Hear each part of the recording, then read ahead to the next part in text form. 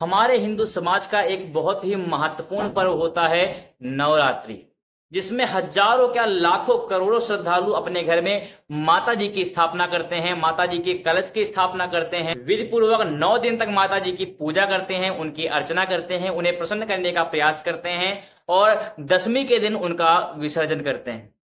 ऐसे पावन अवसर पर कई सारे लोगों को नहीं पता होता है कि हमें विधि पूर्वक कैसे पूजन करना चाहिए, कैसे एक सरल विधि से हम माता जी को प्रसन्न करने के लिए कुछ पूजा उनके समक्ष कर सकते हैं। बताने वाला हूं आपको कि कैसे हम विधि पूर्वक माता जी को प्रसन्न करने के लिए उनका पूजन कर सकते हैं, कैसे हम उनके कलश का स्थापन कर सकते हैं और कैसे हम उनका विसर्जन कर सकते हैं, साथ ही साथ कैसे हम उनका हवन कर सकते हैं। इस पे भी हम इस बात पे चर्चा करेंगे। देखिए, 9 माता जी होती हैं, जिसके हम एक श्लोक से जान सकते हैं कि प्रथमम शैलपुत्री चा, द्वितीयम ब्रह्मचारिणी, तृतीयम चंद्र घंटेति, कूष्मांडेति, चतुर्थम पंचमम स्कंदमातेति, षष्ठम कात्यायनीति चा, सप्तमम कालरात्रिति, महागौरी चाष्टमम और नवमम सिद्धिदात्री।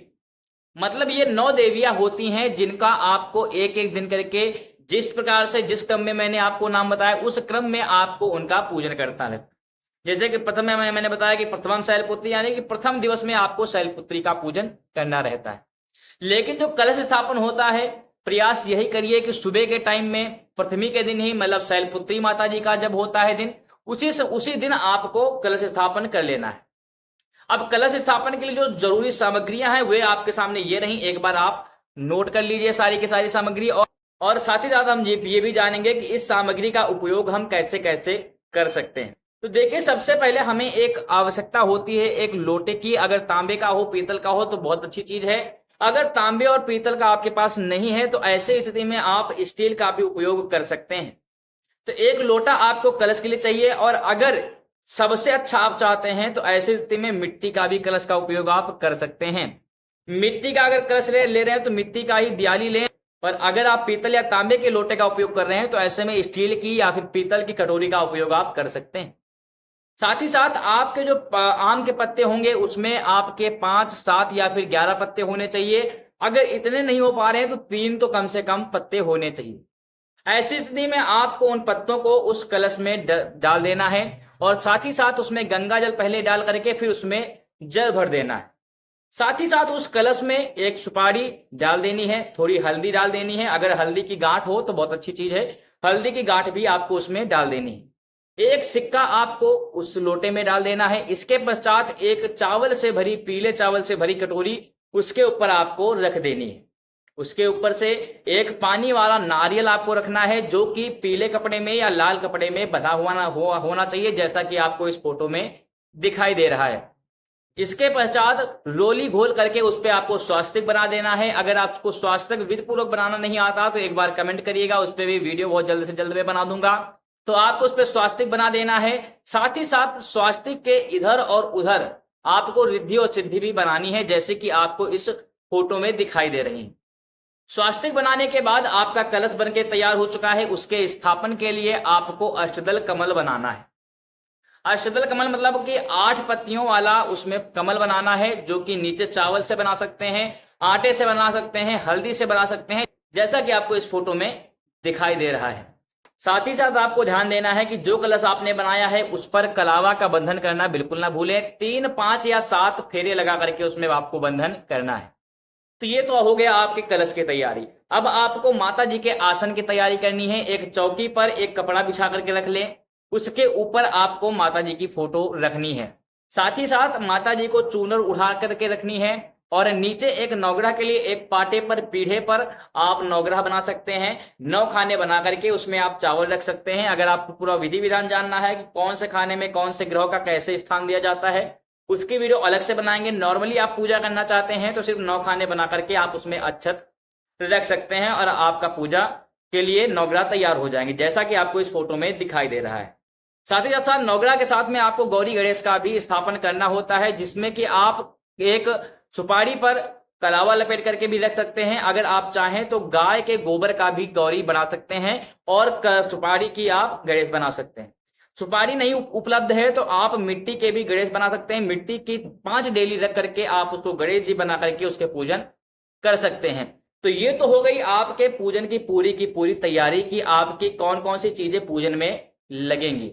अब आपको मैंने सामग्री पहले नोट करा दी है कि कौन कौन सी सामग्री आपको उसमें इस्तेमाल करनी है। अब हम जान लेते हैं कि किस विधि से हमको पूजन करना है। तो देखिए, सबसे पहले आपको एक लोटे में, पंचपात्र में आपको जल लेकर के रख लेना है और आपको आचमन करना है। आचमन में आपको इस प्रकार से हथेली बना करके इसमें 3 बार जल लेकर के आपको ग्रहण करना है। केशवाय नमः, माधवाय नमः, नारायणाय नमः, इन तीनों मंत्रों का एक एक करके उच्चारण करके एक एक बार जल आपको 3 बार पीना है। उसके पश्चात एक बार हाथ में जल लेकर के हस्तु प्रक्षाल्यम हंसी के ऐसा के हाथ को आपको धुल लेना है। उसके पश्चात 3 बार आपको जमीन पर जल छिड़कना है, क्योंकि जिस स्थान पे हम बैठ करके पूजा करते हैं वह स्थान शुद्ध होना बहुत ही आवश्यक होता है। 3 बार आपको जल छिड़कना है। मंत्र नहीं आता है तो कोई बात नहीं, अगर आप चाहें तो एक मंत्र मैं बताए दे रहा हूं। पृथ्वी ताम धृता लोका विष्णु नाम विष्णुनादता तम च धारय माम देवी पवित्रम कुरु चासनम। आप चाहें तो YouTube पर या फिर गूगल पर भी सर्च कर सकते हैं कि आसन शुद्धि के लिए किस मंत्र का उपयोग किया जाता है। देखिए, साथ ही साथ मैंने आपको एक चीज और नहीं बताई कि आपको दीपक और धूप बत्ती भी बना करके रख लेनी है कि ऐन मौके पर आपको जब दीपक जलाना हो तो आपको देखना ना पड़े, क्योंकि अखंड ज्योति बनानी होती है। तो आपको एक बड़ा दीपक और अच्छे से उसकी बाती बना लेनी है कि जो कि बीच बीच में न बुझे और आपका 9 दिन तक पूरा का पूरा दीपक जलता रहे। अगर आप पूरा 9 दिन तक दीपक नहीं जलाना चाहते हैं तब भी एक अच्छा खासा दीपक शुद्धि के साथ में बना करके रख लें, जो कि ऐन मौके पर आपको परेशान न होना पड़े। इतना करने के बाद, आचमन करने के बाद, अब आपको आना है आपके आगे आने वाली पूजा विधि पे। देखिए, उसके लिए आपको कुछ पुष्प ले लेने हैं और कुछ पीले अक्षत लेकर के, जो कि हल्दी में रंगे होने चाहिए, पीले अक्षत लेकर के हाथ पे लेकर के ऐसे हाथ करके सबसे पहले आपको गौरी गणेश के पूजन और ध्यान करके उन पर अर्पित कर देना है। उसके पश्चात पुष्प और अक्षत लेकर के कलश का पूजन कर लेना है, उनके ऊपर फूल और अक्षत चढ़ा देने हैं। उसके पश्चात आपको नवग्रह पर पुष्प और अक्षत चढ़ा देने हैं, उनका ध्यान करते हुए। उसके बाद माता जी का ध्यान कर लेना है। अगर आपको कोई मंत्र आता है तो ठीक है, अन्यथा ऐसा कहते हुए कि हे माता जी, मैं आपकी पूजा करता हूं और आप मेरी पूजा से प्रसन्न होकर के अपना स्थान ग्रहण करें। अगर मंत्र आता है तो कोई भी मंत्र, या देवी सर्वभूतेषु शक्ति रूपेण संस्था नमस्तस्यै नमस्तस्यै नमस्तस्यै नमो नमः। इसके अलावा जयंती मंगला काली भद्रकाली कृपालिनी दुर्गा क्षमा शिवा धात्री स्वाहा सुधा नमोस्ते, किसी भी मंत्र का उपयोग आप कर सकते हैं माता जी को आवाहन करने के लिए। इसके पश्चात सभी पर जल छिड़क करके उनको शुद्ध कर देना है, स्नान करवा देना है। सभी को कलावा तोड़ तोड़ के चढ़ा देना है वस्त्रों के रूप में। माता जी को चुनरी चढ़ा देना है वस्त्र के रूप में। अगर आप कोई और वस्त्र लेकर के आए हैं तो उसको भी चढ़ा देना है। साथ ही साथ माता जी को श्रृंगार सामग्री चढ़ा देनी है। बाकी सबको टीका भी कर देना है। माता जी को सिंदूर का टीका कर देना है, सिंदूर लगा देना है। और साथ ही साथ गौरी जी के भी सिंदूर का अर्पण कर देना है। मंत्र नहीं आते हैं तो परेशान नहीं होना है, उसमें नॉर्मली आप पूजा करते चले जाएंगे। जो लोग घर में पूजन करते हैं, स्वयं से पूजन करते हैं, ऐसे पूजन में मंत्रों की आवश्यकता नहीं होती। उसके पश्चात धूप बत्ती जला लेनी है और अखंड ज्योति का भी प्रज्वलन कर देना है, उसको भी जला लेना है। अगर आपको मंत्र आता है तो ठीक है, नहीं आता तो कोई बात नहीं। जानना चाहते हो तो आपको यूट्यूब पर, गूगल पे हर चीज का मंत्र आपको मिल जाएगा, उसका भी आप उपयोग कर सकते हैं और उस पर आप बना सकते हैं। तो आपको उसका उपयोग करते हुए दीपक और धूप बत्ती प्रज्वलित कर लेनी है। धूप बत्ती आपको भगवान को दिखा देना है 5 बार घुमाते हुए, और सभी देवी देवताओं को धूप बत्ती दिखाने के बाद दीपक दिखा देना है। और अगर मंत्र आता हो तो ठीक है, नहीं आता तब भी कोई बात नहीं। चंद्रमा मनसो जाता चक्षु सूर्य हो जाता सोता दायुष प्राणेश मुखाद अग्नि रजायता, इस मंत्र का भी उपयोग आप कर सकते हैं। इसका उपयोग करने के बाद, धूप बत्ती दिखाने के बाद, दीपक दिखाने के बाद नैवेद्य का नंबर आता है, तो उसमें आपको फल माता जी को अर्पित करने हैं।